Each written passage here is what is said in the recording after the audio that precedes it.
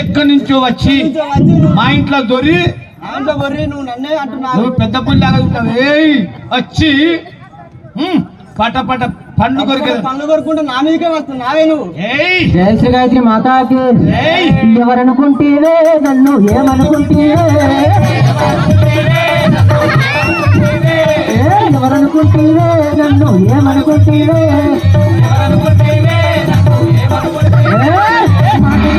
నన్ను దిక్కుతా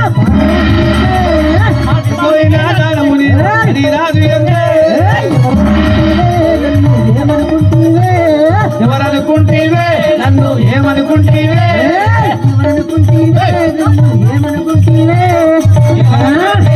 నన్ను ఏమనుకుంటేవే, ఎవరనుకుంటేవే నన్ను ఏమనుకుంటేవే.